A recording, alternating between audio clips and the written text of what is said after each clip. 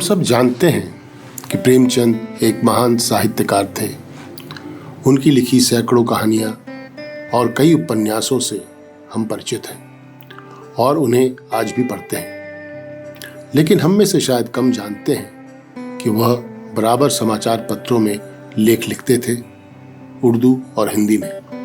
साथ साथ उनके पत्र व्यवहार थे हिंदी, उर्दू और अंग्रेजी में अन्य साहित्यकारों से बराबर, जिसमें नाम है श्री फराक गुरुपुरी, जैनेन्द्र कुमार, बनारसी दास चतुर्वेदी, इम्तियाज अली ताज, उपेंद्र नाथ अश्क इत्यादि।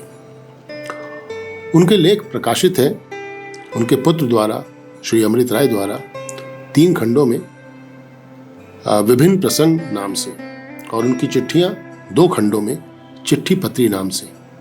यह दोनों हंस प्रकाशन द्वारा प्रकाशित है।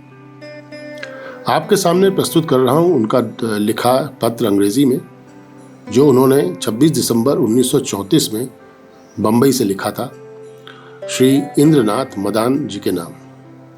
इस पत्र में वो अपनी विचारधारा व्यक्त करते हैं और श्री मदान जी द्वारा कुछ प्रश्नों का जवाब देते हैं। तो प्रस्तुत है श्री प्रेमचंद जी द्वारा अंग्रेजी में लिखा पत्र श्री इंद्रनाथ मदान जी को। Dear Mr. Indranath, glad to receive your letter of the 16th. The answer to your questions are herewith attempted in their order. Rangbhumi is, in my opinion, the best of my works. I have, in each of my novels, an ideal character with human failings as well as virtues, but essentially ideal. In Premashram, there is Prem Shankar. In Rangbhumi, there is Surdas. Similarly, in Kaya Kalp, there is Chakradhar. In Karmbhumi, there is Amarkant. The total number of my short stories reaches an approximate figure of 250. Unpublished stories, I have got none. Yes, I have been influenced by Tolstoy, Victor Hugo and Roman Roland. As regards short stories, I was inspired originally by Dr. Ravindranath. Since I have evolved my own style. I never seriously attempted drama. I have conceived of 1 or 2 plots which I thought might be better utilized in a drama. Drama loses its importance when not staged. India has not got a stage, particularly in Hindi and Urdu. What passes for stage is the effete Parsi stage, for which I have a horror. Then I never came in touch with drama technique and stagecraft. So my dramas were only meant as reading dramas. Why should I not stick to my novel, where I have greater scope to reveal my characters than I can possibly have in a drama? This is why I have preferred novel as a vehicle of my thought. I still hope to write 1 or 2 dramas.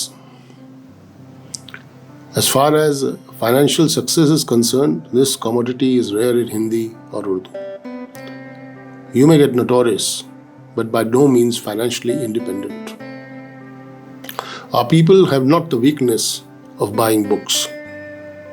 It is apathy, dull-headedness, and intellectual lethargy. Cinema is no place for a literary person. I came in this line as it offered some chances of getting independent financially. But now I see I was under a delusion and I am going back to my literature.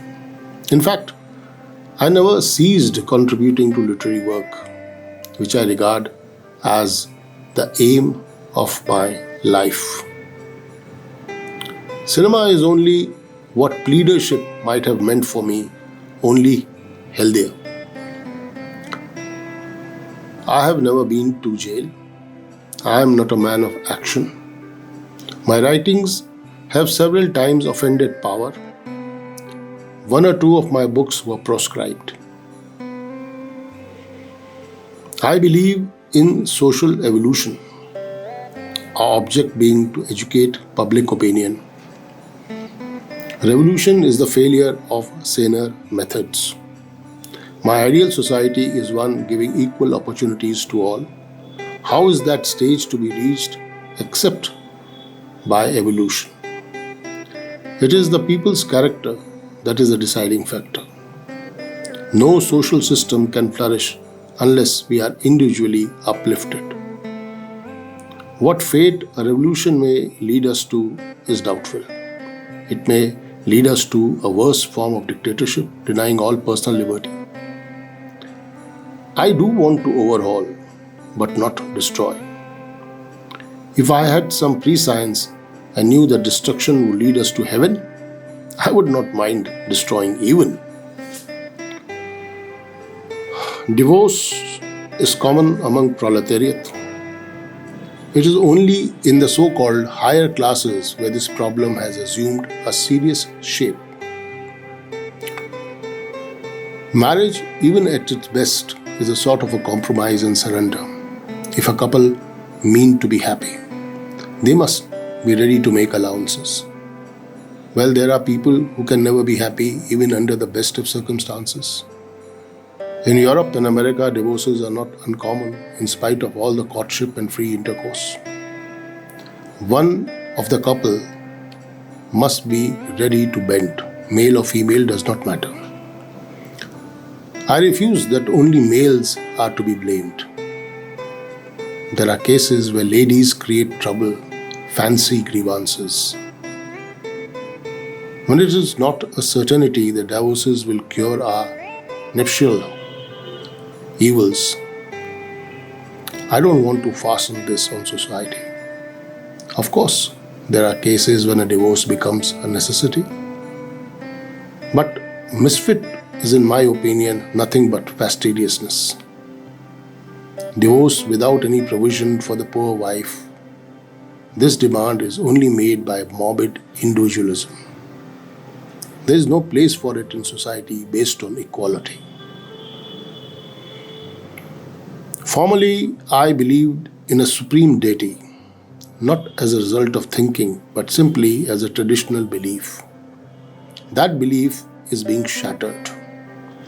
Of course, there is some hand behind the universe, but I don't think it has anything to do with human affairs, just as it has nothing to do with the affairs of ants or flies or mosquitoes.